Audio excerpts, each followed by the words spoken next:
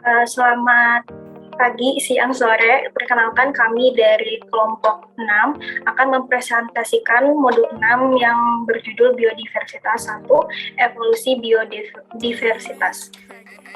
Sebelumnya saya akan memperkenalkan anggota kelompok, yaitu ada Maynard Ines, ada saya sendiri Alta Fauzia, ada Fardan Muhammad, ada Puanta Akwina Sangaji, ada Fahreza Yudhistira. Apa itu biodiversitas? Biodiversitas atau keanekaragaman adalah keseluruhan ragam kehidupan semua sumber, baik daratan, lautan, dan sistem perairan lain yang mencakup keragaman di dalam tingkat genetik, antar spesies, dan ekosistem. Dan tadi itu sudah dijelaskan ada tingkatan-tingkatannya, yaitu yang pertama ada keanekaragaman genetik, yaitu jumlah total karakteristik genetik dari spesies tertentu, subspesies, atau kelompok spesies. Nah, contoh dari keanekaragaman genetik ini, contohnya ada padi dengan varietas padi rojolele, padi ciherang, padi ciliwung, dan lain-lain.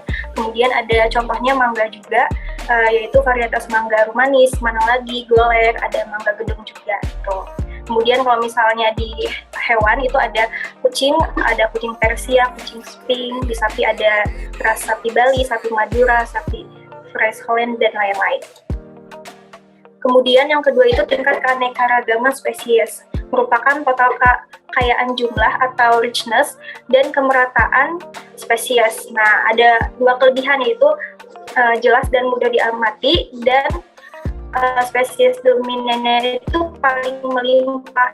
Contohnya adalah pada tingkat family ada family Poaceae yang berupa padi, jagung, alang-alang. Kemudian ada family Zingiberaceae yaitu kunyit dan jahe.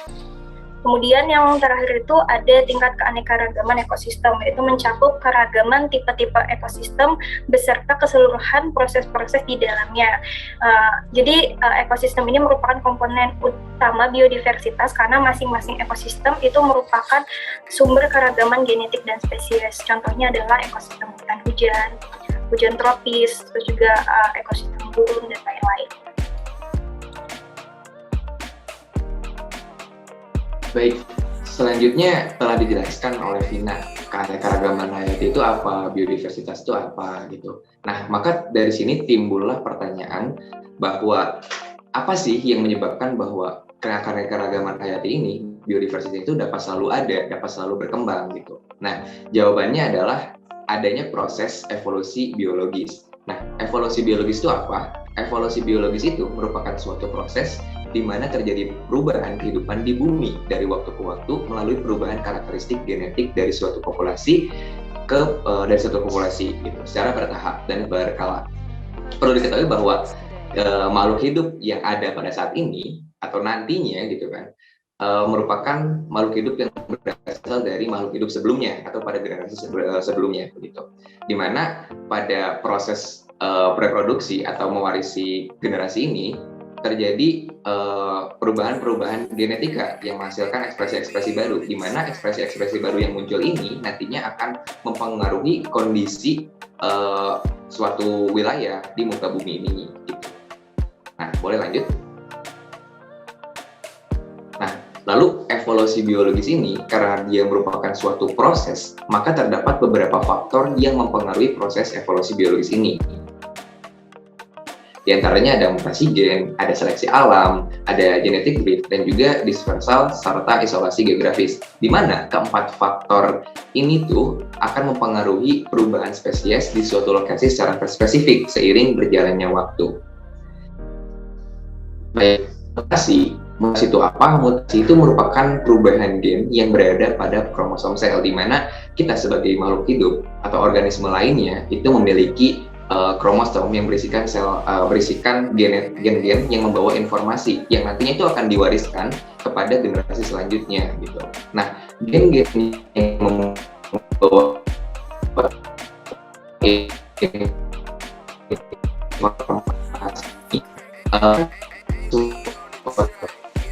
yang oleh susunan genotype.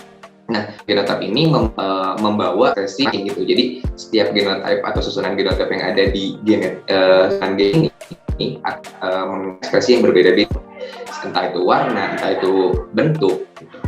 Lalu perlu diketahui bahwa mutasi ini tuh berpotensi dapat meningkatkan keragaman tingkat genetik yang sebelumnya sudah dijelaskan oleh Vina gitu. Dimana semakin tinggi keragaman genetiknya, maka semakin tinggi pula potensi keragaman karakteristik yang tercipta selama evolusi ini berlangsung. Sebagai contoh, misalkan suatu individu dari suatu organisme itu memiliki susunan genetik gennya itu A, B, C, D. Nah, susunan gen ini tuh pada nantinya dapat berkurang atau bertambah atau tergantikan, bertukar gitu. Bisa saja yang tadinya A, B, C, D bisa jadi menjadi AB saja gitu, atau bisa saja pertama menjadi A, B, C, D, E, F, atau bisa saja tergantikan menjadi A, C, D begitu dan sebagainya, di mana mutasi itu nantinya akan menghasilkan ekspresi-ekspresi baru gitu.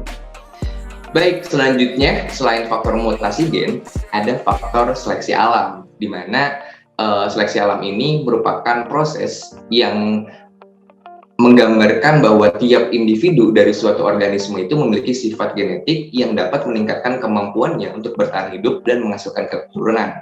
Nah, kemampuan bertahan hidup serta menghasilkan keturunan ini, simpelnya kita mengetahui hal tersebut sebagai kemampuan beradaptasi gitu. Di mana individu yang tidak memiliki kemampuan tersebut akan semakin sedikit atau parahnya mengalami kepunahan. Jadi seleksi alam ini berlaku hukum alam, di mana yang kuat akan menang begitu. Nah, perlu diketahui bahwa tingkat kelangsungan hidup dan reproduksi dari setiap organisme itu berbeda-beda akibat dari perbedaan sifat yang diwarisi gitu, serta interaksi dengan lingkungannya gitu. Nah, setelah disinggung sebelumnya bahwa genetik yang membawa informasi atau mengekspresikan pada suatu organisme itu kan berbeda-beda. Akibatnya adalah cara mereka bereproduksi, karakteristik mereka dalam beradaptasi gitu, itu pun berbeda-beda, serta nanti ada faktor luarnya yaitu lingkungan gitu. Nah, individu dengan sifat berbeda ini memiliki kecocokan atau kesesuaian yang berbeda-beda pula dengan lingkungannya gitu. Individu A dengan ekspresi ini akan memiliki kecocokan yang berbeda dengan individu B dengan karakteristik yang dia miliki gitu.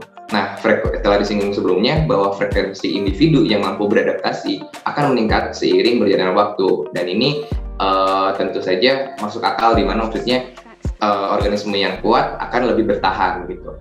Nah, bisa dilihat dari gambar, seleksi alam ini termasuk hubungan predasi, di mana ada predator dan juga yang dimangsanya gitu, ada pemangsa dan yang dimangsanya, di mana yang dimangsa ini jika terus-terusan dimangsa akan berkurang frekuensinya dan si pemangsa akan terus bertambah kuat.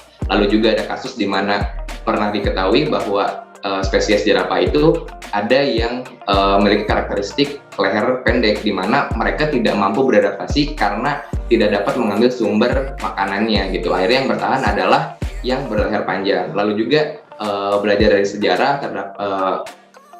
sejarah dari peristiwa revolusi industri di Inggris mengakibatkan spesies kupu-kupu itu yang tadinya dari warna hitam berubah menjadi keabu-abuan seperti asap akibat adaptasi dengan kondisi lingkungan industri saat itu yang berasap, di mana kupu-kupu yang mampu beradaptasi ini lebih bisa berkamuflase untuk mempertahankan dirinya dibanding kupu-kupu yang tidak beradaptasi, sehingga rentan untuk terserang gitu. Boleh dilanjut? Nah, faktor selanjutnya adalah genetic drift, di mana genetic drift ini merupakan suatu perubahan frekuensi genetik secara acak dalam proses pewarisan sifat suatu populasi secara acak juga akibat faktor change atau peluang. Nah, bisa dilihat berdasarkan gambar bahwa terdapat pada hakikatnya kita sebagai organisme itu terdiri dari berbagai macam genetik atau ekspresi, di mana nanti akan diwariskan ke generasi berikutnya. Namun akibat genetik drift ini, tidak semua ekspresi atau tidak semua gen pembawa informasi diwariskan begitu saja, melainkan terdapat peluang-peluang di mana gen dapat diwariskan, namun juga ada gen-gen yang tidak terwariskan. Dan ini terjadi secara berkala, di mana berdasarkan gambar bisa dilihat, contohnya adalah gen warna kuning, merah, dan biru. Komposisinya itu kurang lebih sama pada generasi pertama, dan pada generasi kedua, ketiga, keempat, dan seterusnya komposisi gen merah ini semakin berkurang hingga akhirnya tidak ada. Nah, secara acak pewarisan suatu sifat pada suatu individu ini tuh dapat berkurang artinya gitu kan, sehingga jumlahnya lebih rendah dan berpotensi hilang gitu. Akibatnya di masa yang akan datang sifat tersebut tidak diwariskan lagi, tidak terekspresikan lagi begitu. Boleh dilanjut?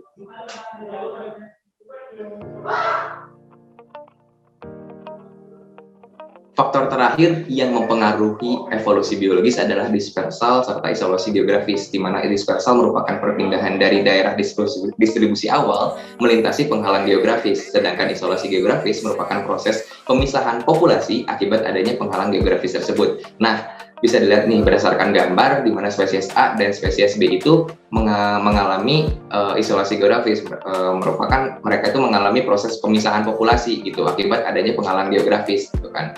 Lalu populasi yang berpisah ini dia mengalami kondisi dispersal, yaitu berpindah dari daerah distribusi awalnya gitu, di mana spesies A ini yang tadinya satu kesatuan terbagi menjadi A1, A2, dan juga begitu pula pada spesies B menjadi B1, B2, di mana ketika sudah terjadi isolasi geografis, populasi yang pindah ini nantinya ketika akan menghasilkan karakteristik baru gitu, akan menghasilkan behavior atau kebiasaan baru yang mempengaruhi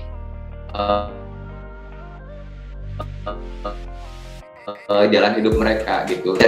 Dan ketika kedua populasi yang telah berpisah ini disatukan kembali di satu tempat atau di satu habitat yang sama, maka kondisinya tidak akan sama seperti sebelumnya gitu, karena karakteristiknya sudah jauh berkembang dan lebih berbeda gitu. Selanjutnya masuk ke pertumbuhan populasi. Seperti teman saya sudah katakan tadi, terdapat 4 proses kunci yang memicu evolusi biodiversitas. Nah, evolusi biodiversitas itu terjadi seiringnya dengan pertumbuhan penduduk. Semakin banyak sebuah spesies bertumbuh dan berkembang, semakin besar kemungkinan akan terdapat variasi antara individu-individu pada spesies tersebut. Pertumbuhan populasi dapat ditentukan oleh beberapa faktor pembatas yang menentukan kondisi optimal di mana spesies tersebut dapat bertahan hidup. Akumulasi faktor-faktor tersebut menghasilkan beberapa range atau zone yang menunjukkan seberapa baik suatu wilayah dapat mendukung kehidupan spesies tertentu. Seperti dapat dilihat di kanan bawah, range dan zone tersebut dibagi menjadi 3, yaitu optimum range, zone of physiological stress, dan zone of intolerance.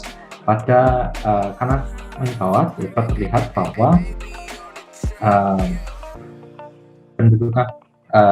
populasi ikan tergantung kepada pertumbuhan populasi ikan tergantung kepada temperatur, di mana pada temperatur yang terlalu rendah dan tinggi terdapat zone of intolerance, sedangkan semakin ke dalam, semakin ke tengah itu berubah menjadi optimum range, di mana populasi dapat berkembang secara pesat. Dapat lanjut.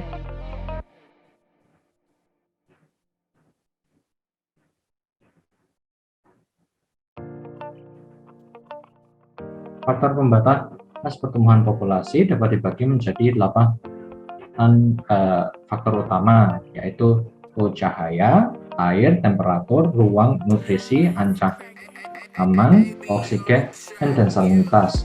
Cahaya merupakan faktor yang pasti sangat penting karena mempengaruhi jumlah vegetasi yang dapat tumbuh pada daerah tertentu, yang pasti akan mempengaruhi semua pertumbuhan semua spesies yang lain. Kepastian bahwa air juga merupakan faktor yang sangat penting karena merupakan salah satu bagian atau material esensial yang dibutuhkan oleh setiap spesies. Temperatur seperti tadi ditunjukkan pada gambar optimum range akan mempengaruhi kecepatan pertumbuhan spesies. Pasti pertumbuhan spesies juga membutuhkan ruang yang banyak dan nutrisi yang cukup untuk mendukung. Selanjutnya ada 2 faktor pembatas terakhir yang spesifik terhadap ekosistem yang terlarut di dalam air serta salinity, yaitu jumlah jumlah garam yang terlalu dalam air. Dapat lanjut. Terakhir, terdapat resistensi di lingkungan, yaitu sebuah kombinasi dari semua faktor pembatasan pertumbuhan spesies. Resistensi lingkungan terkait erat kepada daya dukung atau carrying capacity lingkungan tersebut. Carrying capacity atau daya dukung dapat didefinisikan sebagai ukuran populasi rata-rata suatu spesies di lingkungan tertentu. Ketika mendekati batas daya dukung lingkungan tertentu, laju pertumbuhan spesies akan melambat secara signifikan, seperti dapat dilihat di gambar di kiri bawah, di mana garis merah merupakan pertumbuhan eksponensial yang seharusnya diikuti jika tidak ada batasan daya dukung lingkungan. Dan juga bisa dilihat di kanan bawah, itu merupakan kurva pertumbuhan populasi manusia, di mana para ilmuwan memproyeksi bahwa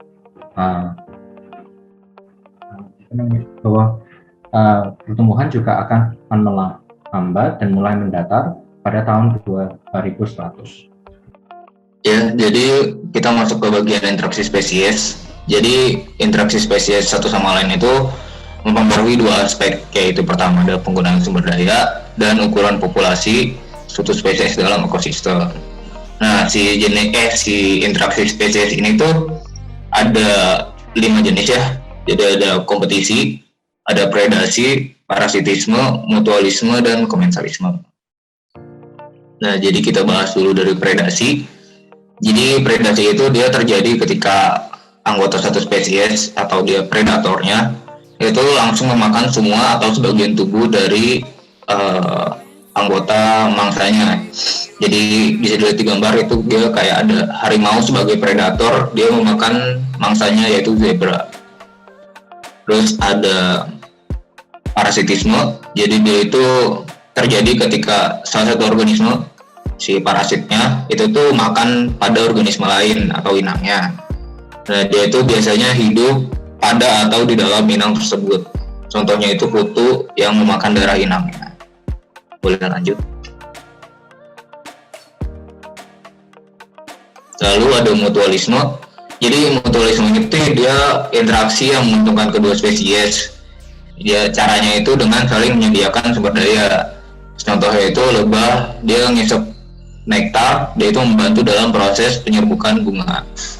Lalu ada komensalisme, dia itu interaksi yang hanya menguntungkan salah satu pihak.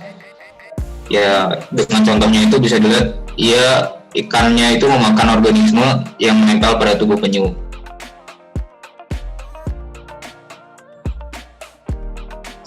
Lalu ada kompetisi interspesifik, yaitu jadi terjadi ketika anggota dari 2 atau lebih spesies berinteraksi untuk mendapat akses ke sumber daya yang sama dan terbatas. Jadi contohnya itu kayak persaingan tanaman jagung sama rumput yang bersamaan tumbuh di ladang. Lalu jadi ada suatu konsep kayak buat meminimumkan kompetisi interspesifik, yaitu namanya resource partitioning. Yaitu jadi maksudnya adalah spesies yang awalnya berkompetisi, yaitu mengembangkan sifat khusus yang memungkinkan mereka berbagi sumber daya sehingga bisa hidup berdampingan. Ya, bisa lihat di gambar itu kayak banyak spesies burung yang akhirnya berbagi sumber daya menurut jenis makanannya gitu. Boleh lanjut.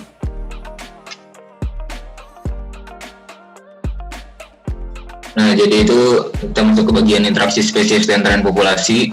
Jadi itu dia karena faktor terbatas sumber daya biotik serta persaingan antar spesies untuk memperoleh sumber daya tersebut serta faktor biota lainnya, dia menjadi penyebab suatu populasi itu tidak ada yang mampu tumbuh tanpa batas.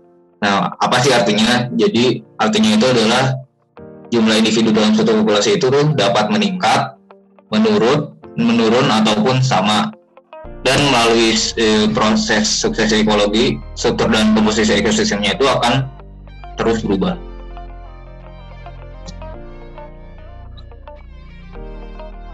Ya, dan sekarang kita akan membahas mengenai manfaat biodiversitas. Pertama, ekosistem beserta seluruh keragaman genetik dan spesies di dalamnya berperan dalam menghasilkan jasa ekosistem yang merupakan salah satu komponen dari modal alam itu sendiri. Nah, berkurangnya biodiversitas akan menyebabkan ketidakseimbangan ekosistem yang akan membuat ekosistem itu tidak berfungsi lagi ataupun rusak kepada keseluruhannya, dan pada akhirnya jasa ekosistem berkurang atau hilang sama sekali sehingga tidak bisa dimanfaatkan oleh manusia maupun organisme lainnya. Nah, berikut beberapa peran manusia. Pertama, ada untuk pangan, itu dari jagung. Lalu ada juga bahan bangunan dari pohon dan bambu. Ada juga bahan bakar, terutama dari pohon. Lalu juga serat, itu dipakai untuk tekstil dari kapas. Dan juga ada untuk bahan tanaman lainnya. Lalu juga bahan obat dari bunga untuk anti kanker. Ya, mungkin boleh selanjutnya. Lalu dari sisi hewani, ada banyak juga hewan-hewan yang sangat bermanfaat di dalamnya. Ya, pertama yang paling utama adalah ikan dan ikan juga. Lalu ada juga sutra dari ulat sutra. Lalu ada juga modifikasi yang kita modifikasi dari selective breeding. Seperti lalu ada ular yang kita gunakan untuk anti bisanya. Lalu berbagai hewan-hewan lainnya yang juga berfungsi sebagai penjaga ekosistem, seperti elang rangkong yang merupakan apex predator dari misalkan suatu ekosistem. Ada juga orangutan sebagai penyebar diversitas juga, seperti pemindahan biji dan lain-lainnya. Dan juga lebah sebagai polinator untuk misalkan sebuah ekosistem. Ini sedang memimik seleksi alam dan proses tersebut seleksi buatan ini. Pertama, kelebihan dari seleksi buatan ini adalah banyaknya variasi yang sudah ada di alam ataupun terjadi secara mutasi, dan setelah itu dapat dimodifikasi lagi lebih lanjut oleh manusia untuk kebutuhannya masing-masing. Lalu untuk keduanya adalah dengan transformasi genetik, variasi-variasi baru dapat diadopsi dari organisme-organisme lain. Salah satunya yang kita bisa lihat adalah pada ikan-ikan hias.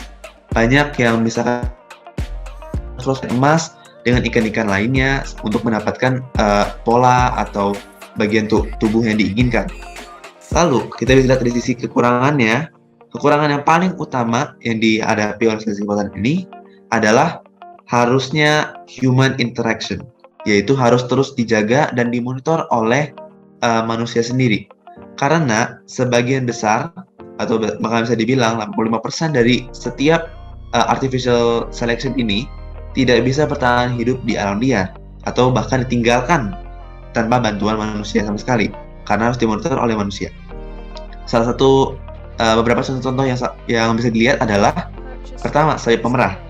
Pada zaman dulu banyak sekali, terutama pertama kali muncul di Eropa, banyak dilakukan selective breeding untuk mendapatkan kapasitas susu yang besar, sehingga dapat kita lihat satu side effect-nya adalah menggembungnya bagian sapi untuk mengeluarkan susu. Lalu ada juga pisang. Walaupun pada zaman dahulu banyak varian-varian pisang, saat ini pisang Cavendish yang merupakan hasil artificial selection dari berbagai jenis dan bisa bertahan hidup untuk jangka waktu yang panjang, sudah mendominasi pasar sebanyak 85%. Lalu yang terakhir ada yang paling signifikan adalah ayam, terutama ayam petelur.